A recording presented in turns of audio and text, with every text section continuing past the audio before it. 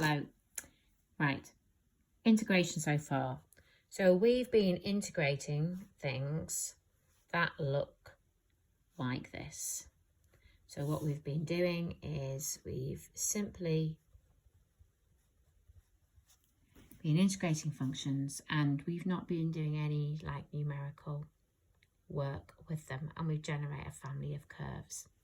This is what we would call indefinite integration. And the point, well, big thing about indefinite integration is it has a plus C. What we're going to look at today, and what I'd like you to make notes on, is definite integration. And what definite integration really means is that you're given an integral, but you're given two values that you want to find between the integral. So all I'm going to do is I'm going to give the same integral, and I want to know what this integral is between x equals 3 and x equals 2. What I'm going to do is I call these x values my limits, and I write them. I write the bigger one at the top of the integral and the smaller one at the bottom. And what I'm going to do is I'm going to substitute them in once I've integrated, never ever before that I've integrated. So once I've integrated, I substitute them in and I subtract them. I'll show you. So I integrate x squared, but notice I haven't put the plus c, and I'll show you why I haven't. I put the 3 at the top and the 2 at the bottom. So conventions. Once you've integrated, square brackets, and the limits go to the right. You then, and again, this would be showing detailed reasoning, substitute them in and take the smaller, I don't know why I've put brackets on the 2 and not the 3, take the smaller away from the bigger. So you're going to get 27 over 3 minus 8 over 3, which is 19 over 3. The reason we didn't use the plus c is this. If I'd have done a third x cubed plus c and then put 3 and 2 in, I would have got 27 over 3 plus c minus 8 over 3 plus c. And the overall effect would be that the c's cancelled. So with definite integration, we don't bother with the plus c. Number 2. So number 2, we're going to integrate between the x values of 2 and 0, x squared minus 3x plus 2. So we're going to get a third x cubed minus 3 over 2 x squared plus 2x.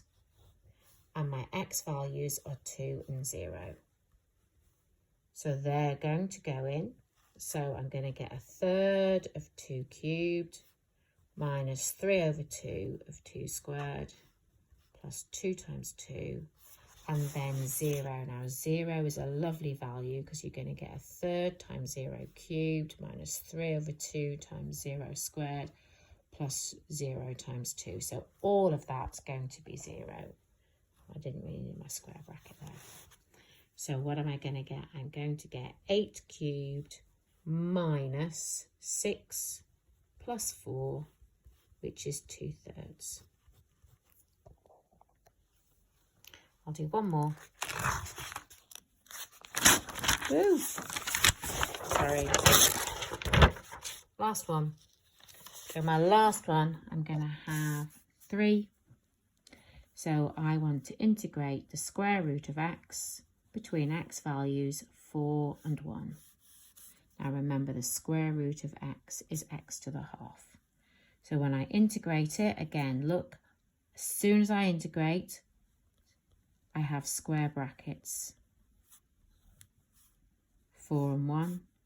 So it's going to go to 2/3, 4 to the 3 over 2 minus 2/3 1 to the 3 over 2.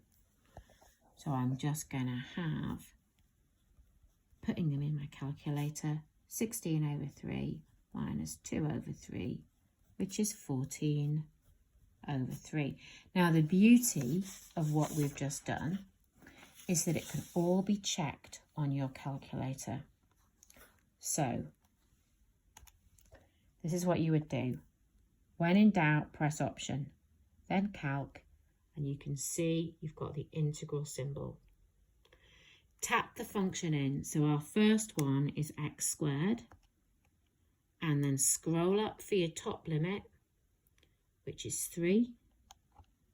Scroll down for your lower limit, which is 2. No, I've not made that. I've put a decimal point in. That's 2. My answer is 6 2/3. Let's convert that to an improper. 19 over 3. Perfect.